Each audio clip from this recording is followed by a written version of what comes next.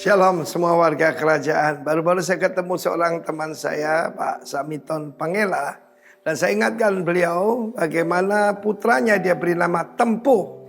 Wah, menarik sekali. Dia masih heran kok saya masih ingat. Karena very unik ya. Hidup ini harus ditempuh saudara. Jadi orang tanya pada saya, Bapak ini kalau peperangan pakai lagu apa? Maju tak gentar. Amin. Ever onward, no retreat. Sebab firman Allah menjelaskan dalam Ibrani pasal 10. Kenapa kita harus maintain perseverance? Kenapa kita harus tahan uji? Kenapa kita harus tahan menghadapi penderitaan, cercaan dan sebagainya? Firman Allah mengatakan Ibrani 10:35. Besar sekali reward ataupun pahala yang menantinya. Perhatikan bukan gaji loh. Reward itu berarti terakhir kalau Tuhan Yesus datang. Akan ada pengadilan tahta Kristus. Ya saudaraku, kita akan menerima reward daripada dia. Bagi yang setia, bagi yang menantikan Tuhan dengan sungguh-sungguh. Lalu firman Allah juga mengatakan apa risikonya kalau tidak tahan uji dan mundur?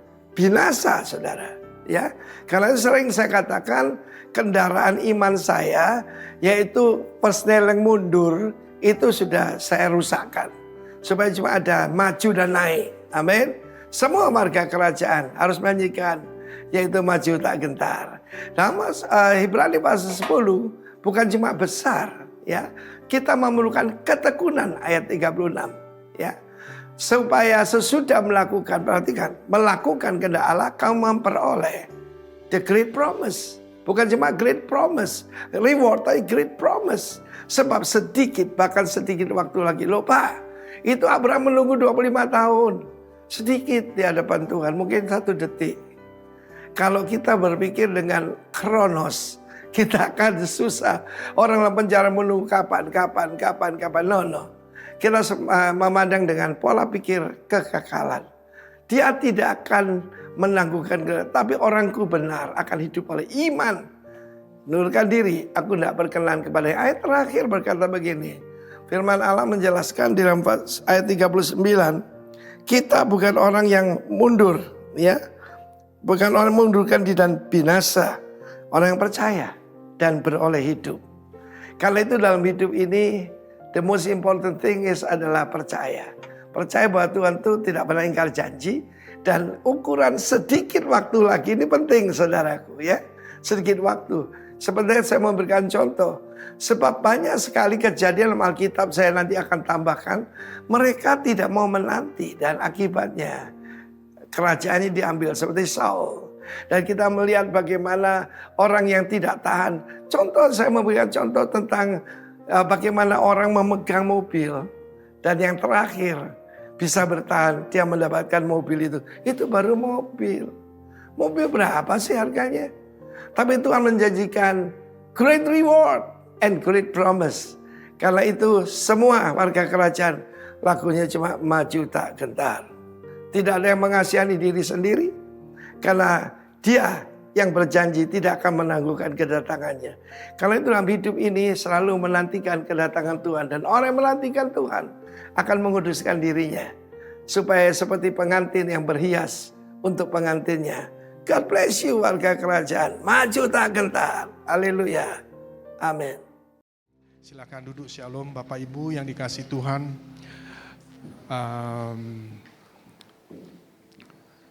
Setiap manusia itu pasti memiliki persoalan, pergumulan, masalah, itu pasti.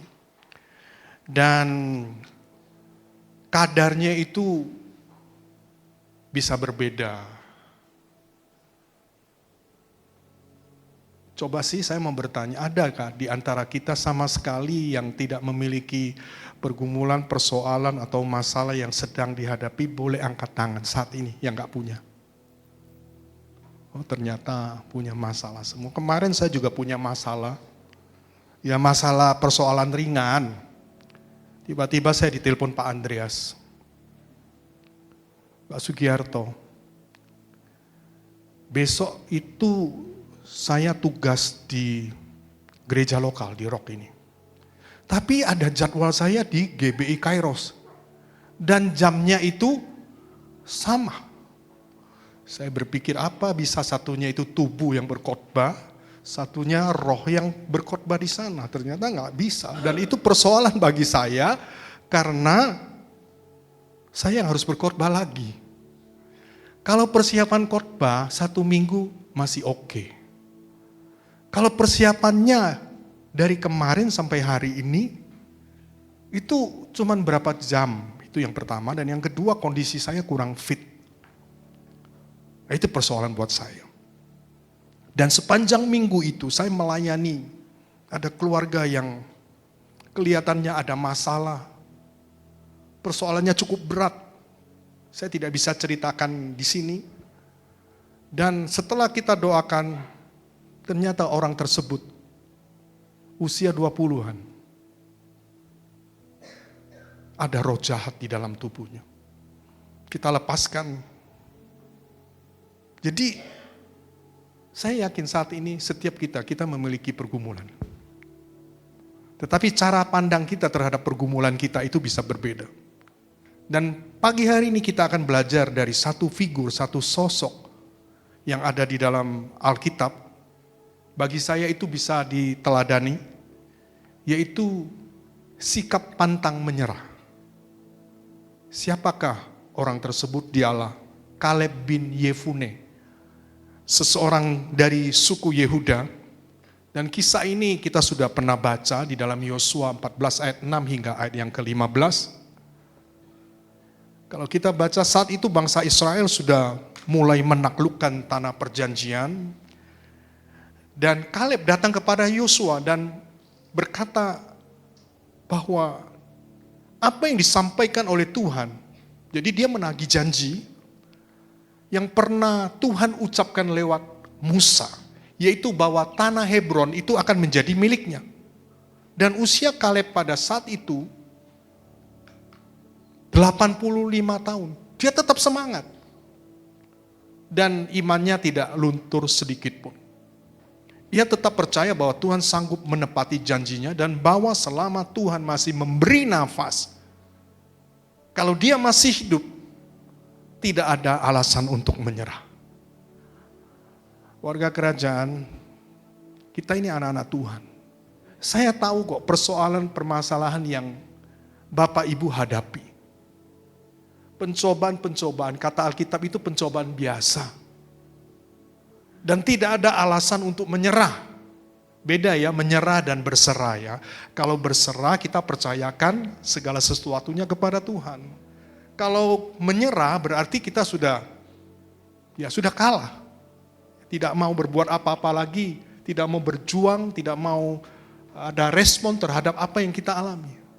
Dan pada saat pagi hari ini kita akan belajar apa saja yang diteladankan oleh Kaleb.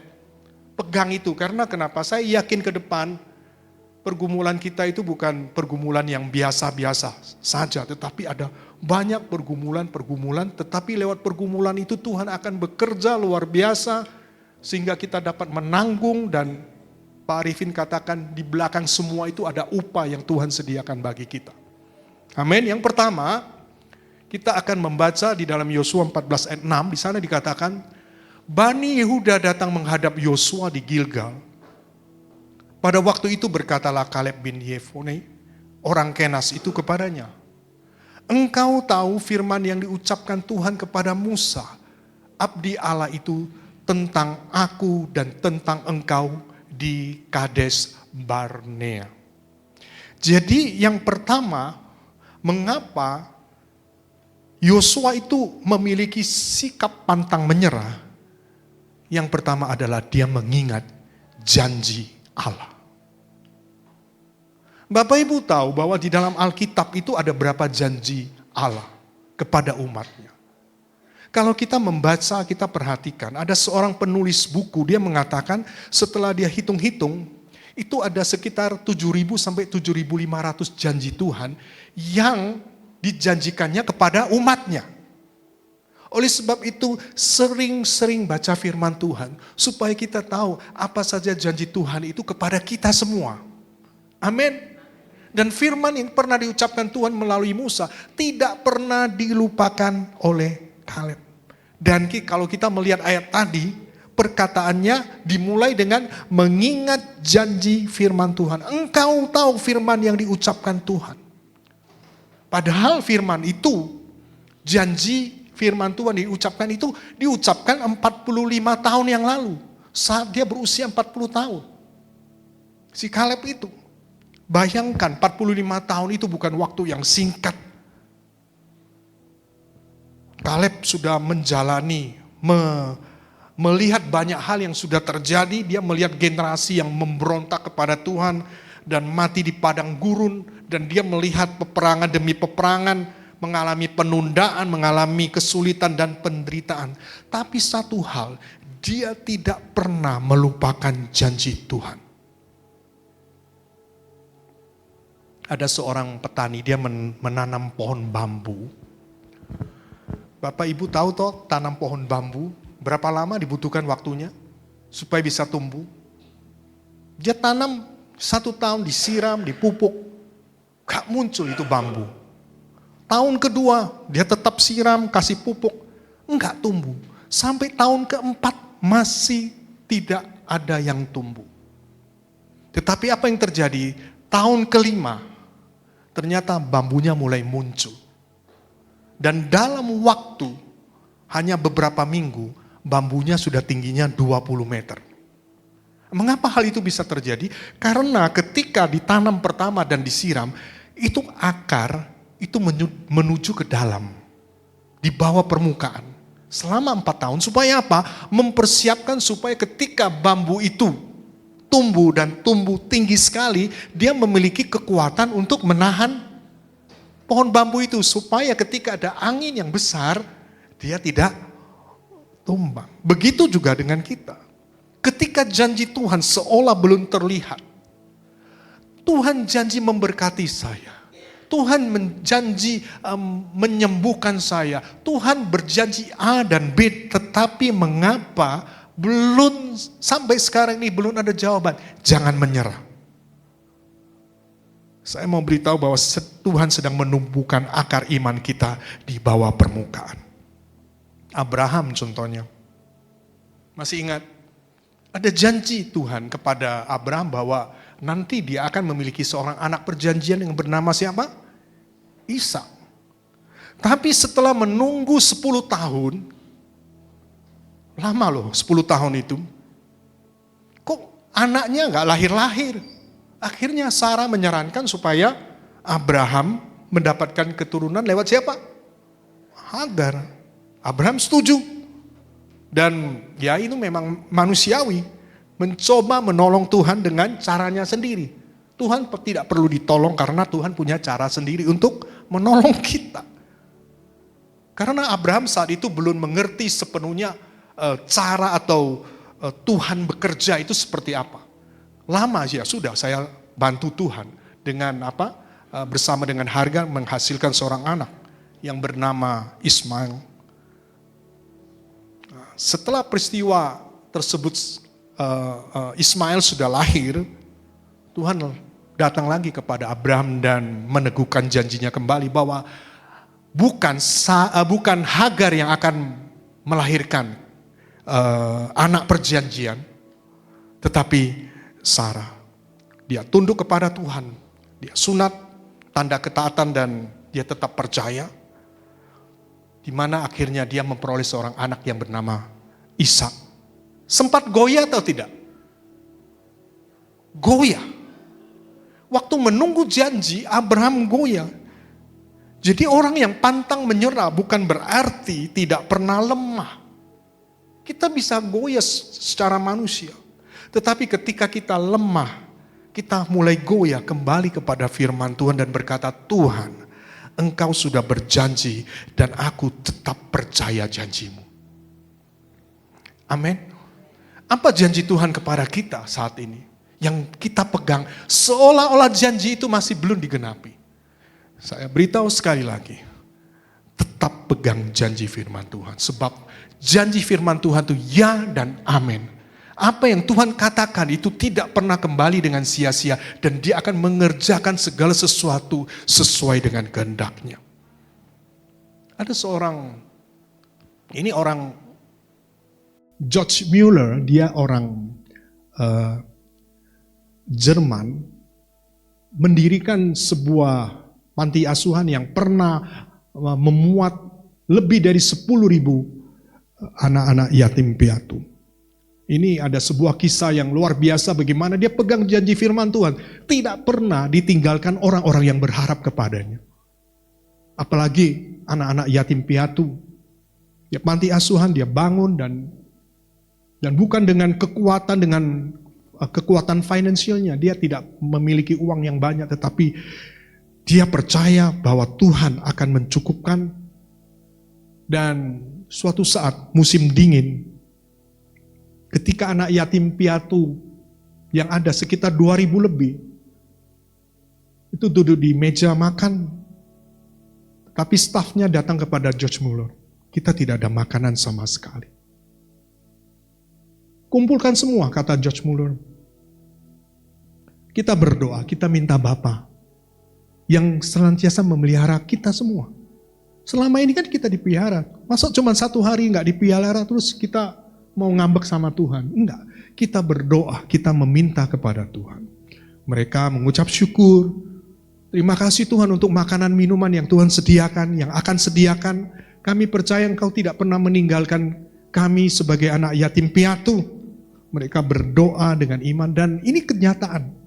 Kesaksian sesungguhnya. Beberapa menit kemudian ada orang yang mengetuk pintu daripada pintu panti asuhan itu dan dia berkata begini, sepanjang malam dia tidak bisa tidur karena Tuhan berkata bolak-balik mengingatkan bahwa saatnya membuat roti yang banyak untuk panti asuhan George Mueller itu.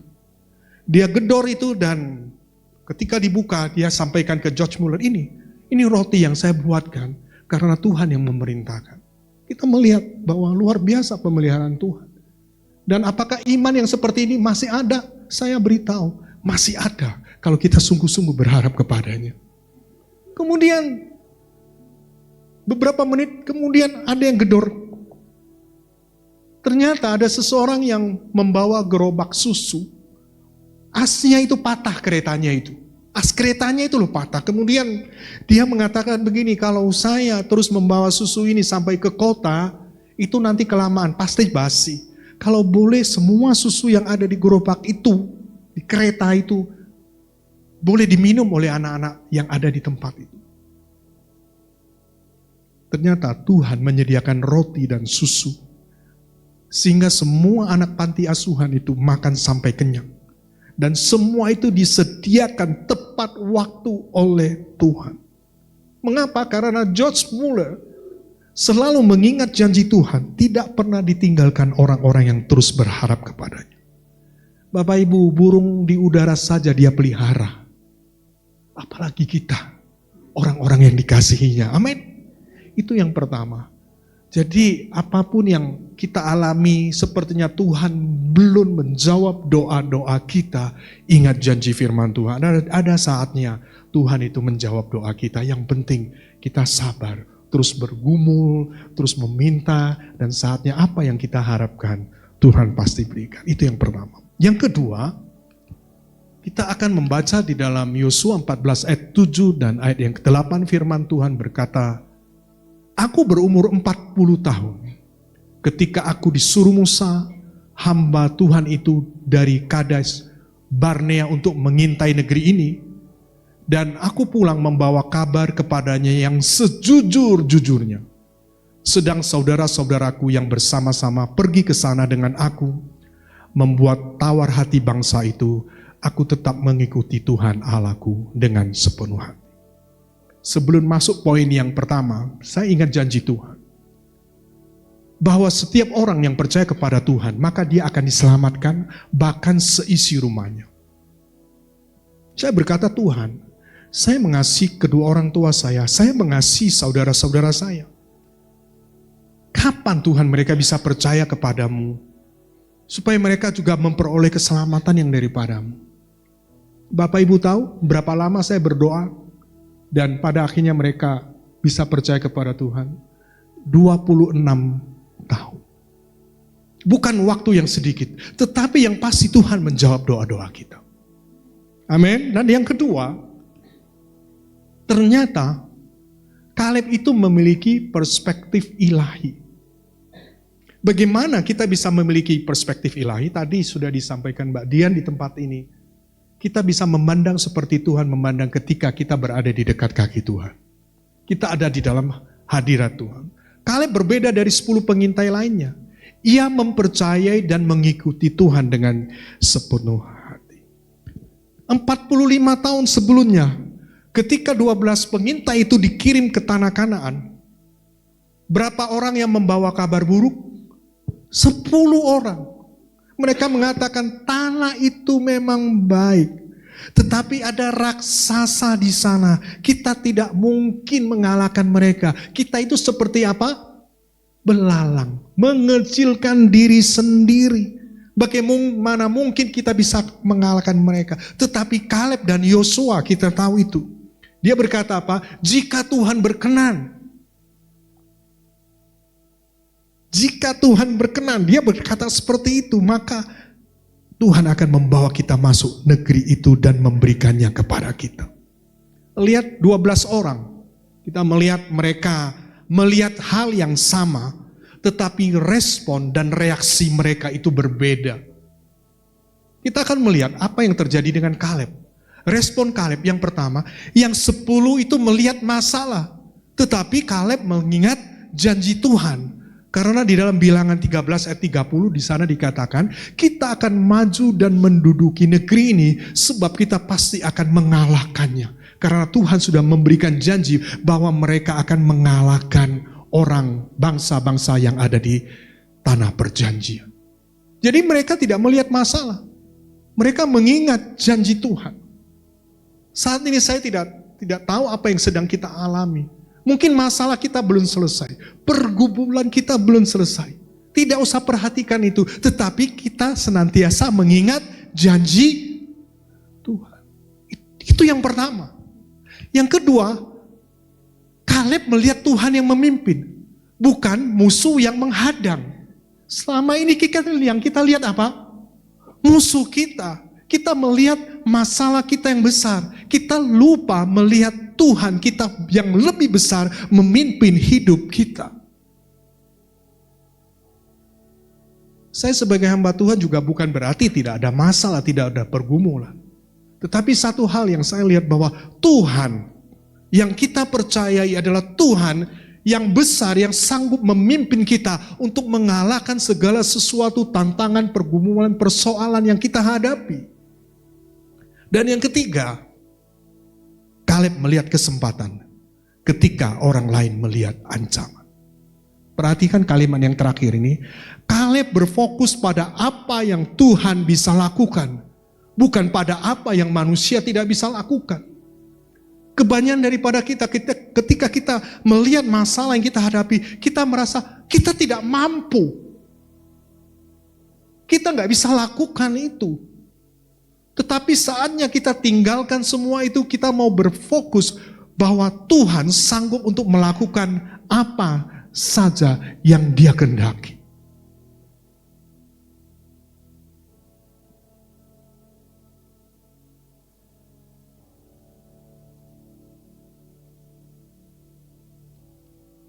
Yang dia 10 pengintai mustahil.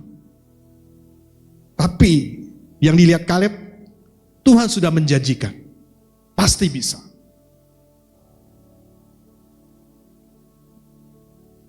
Oleh sebab itu pada saat pagi hari ini saya rindu supaya kita memiliki perspektif yang berbeda daripada yang sebelumnya. Yang 10 mengatakan kita binasa, kita seperti belalang. Tetapi Kaleb berkata, Tuhan memberikan kita negeri itu. Oleh sebab itu berfokus pada apa yang Tuhan bisa lakukan, bukan pada apa yang manusia tidak bisa lakukan. Ada suatu kesempatan di mana ada 2 penjual sepatu, kita sudah sering dengar ilustrasi ini. Mereka ini marketing dikirim ke sebuah negara di daerah Afrika. Ketika turun dari pesawat, marketing yang pertama lihat, loh, semua nggak pakai sepatu, percuma sudah. Ngapain saya jual sepatu di tempat ini? Sudah pulang aja, gak ada yang pakai sepatu. Tetapi marketing yang kedua, dia lihat yang masyarakatnya tidak pakai sepatu, dia katakan ini kesempatan saya jual sepatu sebanyak-banyaknya. Jadi kita melihat ternyata satu masalah bisa memiliki multi perspektif. Cara pandang yang bisa berbeda. Di Sydney ada jalan highway itu tidak boleh berhenti. Itu ada satu kelompok anak muda itu bawa mobil di highway dengan kecepatan tinggi, dan tiba-tiba di tengah jalan itu ada yang minta tumpangan.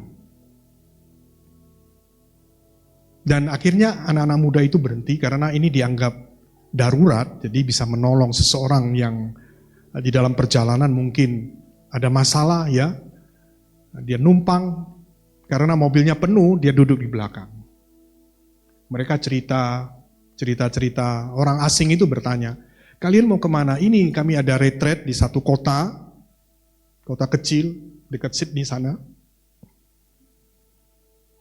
Cerita, dan orang asing itu tersebut, yang terakhir dia mengatakan begini, kalian harus sungguh-sungguh di dalam Tuhan. Karena kenapa? Jesus is coming back soon. Artinya apa? Jesus is coming back soon. Apa? Tuhan Yesus akan segera kembali. Mereka terus di dalam perjalanan. Ini kisah yang sesungguhnya, karena yang sampaikan itu adalah pendeta yang dari Sydney sampaikan kepada saya. Dan ketika mereka melaju lagi, tiba-tiba orang tersebut yang duduk di belakang menghilang. Tidak ada lagi. Karena mereka bingung, akhirnya mereka berhenti di pinggir jalan, di bahu jalan. Padahal tidak boleh berhenti, bukan? Ketika itu ada mobil polisi datang dan kemudian mengatakan begini, mengapa kalian berhenti di sini? Ada hal darurat? Oh tidak. Kalau kami ceritakan kepada Pak Polisi, Anda tidak akan percaya. Dalam logat bahasa Australia mengatakan, try me. Try me artinya apa? Ayo coba ceritakan kepada saya. Dan mereka ceritakan hal itu kepada polisi itu. Dan polisi itu menjawab apa? Saya percaya karena ini yang kelima kali terjadi di jalan highway ini. Dan saya ingatkan Bapak Ibu Saudara sekalian, Jesus is coming back soon. Yesus akan segera kembali. Dan ketika saya berada di Perth, itu tadi yang sebelah timur, ini sebelah barat, Australia Barat. Ketika saya jalan, saya bertemu dengan seseorang, saya sebut saja dia, ya usianya sudah 60 lebih, 70. Dia itu penginjil jalanan. Dia sempat mau memberikan kertas. Sebelumnya saya tidak tahu kalau dia itu adalah seorang penginjil jalanan.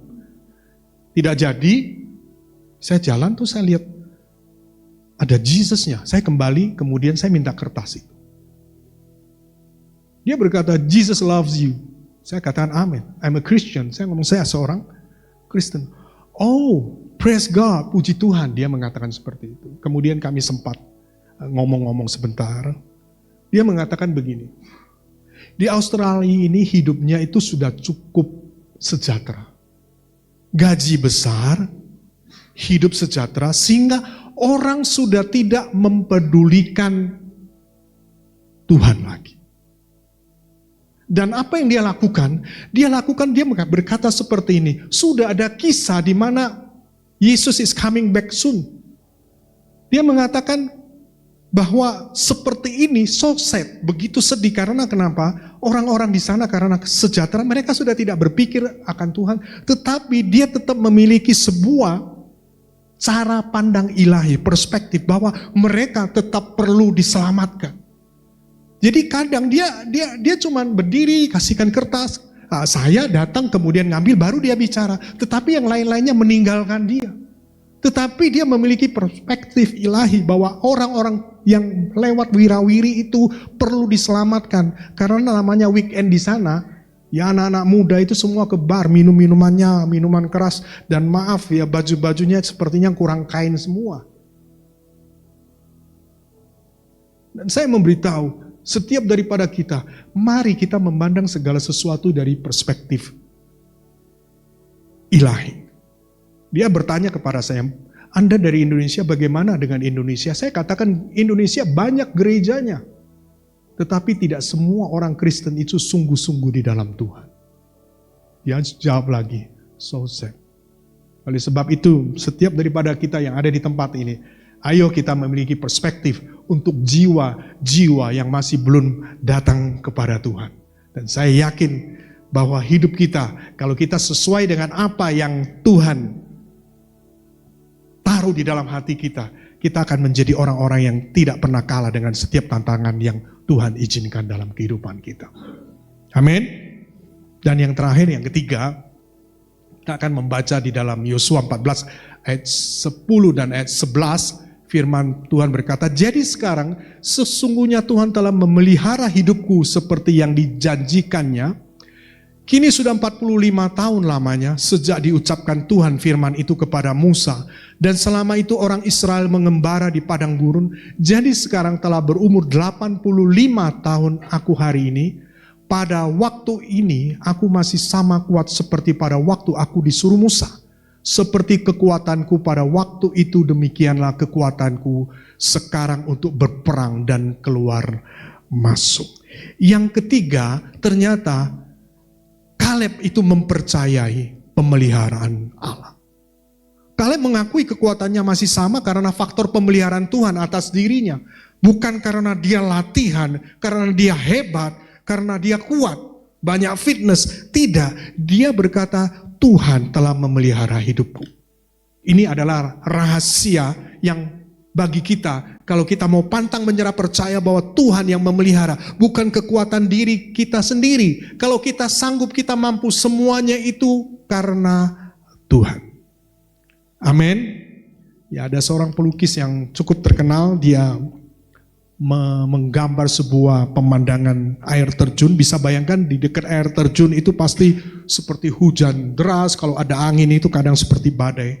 Tetapi di tengah lukisan itu ada sebuah celah batu, ada sarang burung kecil dengan seekor anak burung yang tidur dengan tenang.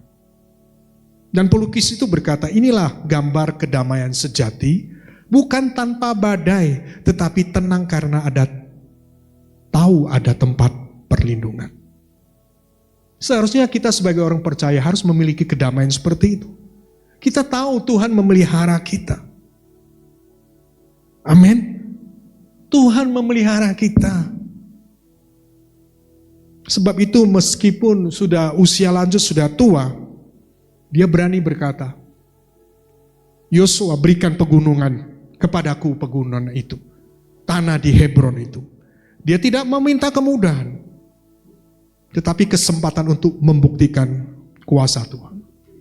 Bagi kita yang mungkin sudah ada usia, rasanya kita itu semakin lemah. Ingat ayat ini. Ayat yang keempat. Tuhan berkata, sampai masa tuamu aku tetap dia, dan sampai masa putih rambutmu aku menggendong kamu. Aku telah melakukannya dan mau menanggung kamu terus. Aku mau memikul kamu dan menyelamatkan kamu. Amin. Ini pemeliharaan Tuhan. Mulai kita mungkin masih kecil, sampai kita rambut putih sudah tua, Tuhan berjanji akan memelihara kita semua. Amin. Dari kehidupan Kaleb kita belajar bahwa iman yang pantang menyerah bukan berarti tanpa tantangan, ada tantangan. Tetapi kita terus percaya meski janji Tuhan belum terlihat. Ada 3 hal, saya ulangi lagi, yang membuat Kaleb bertahan dan menang. Yang pertama adalah ia mengingat janji firman Allah.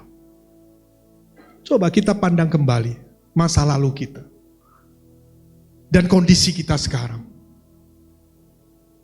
Apakah Tuhan menggenapi janjinya? Ya, iya. Kalau saat ini ada janji firman Tuhan lagi, ingat bahwa yang lama saja dia sudah tepati. Yang sekarang pasti dia akan tepati lagi. Amin. Karena Dia tidak pernah melupakan apa yang Tuhan janjikan. Yang kedua, ia memiliki perspektif ilahi. Dia memandang dengan cara pandang Allah, bukan manusia. Mungkin yang kita hadapi itu seperti berat, masalah besar. Tapi jangan pandang itu sesuatu yang tidak bisa kita atasi. Karena kita memiliki Allah yang lebih besar dari masalah kita. Amin. Saya tahu setiap kita memiliki banyak pergumulan. Tapi ingat, Allah kita lebih besar dari pergumulan. Dan yang terakhir, dia mempercayai pemilihan Allah. Dia menyadari bahwa kekuatan datang dari Tuhan, bukan dari dirinya. Dan akhirnya dia memperoleh tanah Hebron, pegunungan di Hebron itu. Dan saat pagi hari ini, apa sih aplikasi buat kita pagi hari ini? Yang pertama, ingat, ketika doa kita belum dijawab, ingat janjinya. Amin. Dan dia pasti akan mengedapi janji-janjinya. Karena janji firman Tuhan itu ya dan amin. Dan yang kedua, ketika orang lain menggunakan perspektif manusia, pilihlah melihat dengan perspektif ilahi. Amin. Dan yang selanjutnya, ketika jalan terasa berat, percaya Tuhan memelihara. Saya tahu secara ekonomi sekarang nggak baik-baik saja. Tetapi ingat, Tuhan tetap memelihara kita ketika kita datang kepada-Nya. Amin. Lanjut. Ketika orang lain berkata mustahil, katakan bagi Tuhan tidak ada yang mustahil. Bahkan diri kita sering berkata, oh mustahil. Oh enggak. Bagi Tuhan tidak ada yang mustahil. Dan yang terakhir, ketika orang lain menyerah, tetap berdiri dalam iman. Kita percaya bahwa Tuhan sanggup menolong kita. Saya tidak tahu 2 kali berturut-turut, ternyata yang disampaikan adalah penghiburan dan kekuatan bagi kita semua untuk menghadapi masalah-masalah yang mungkin sedang kita alami. Ingat, kita nggak usah caper, baper atau apa, datang kepada Tuhan. Dan saat pagi hari ini kita bersama-sama akan menyanyikan sebuah pujian yang merupakan kekuatan bagi kita untuk menghadapi segala sesuatu yang sedang terjadi di dalam kehidupan kita.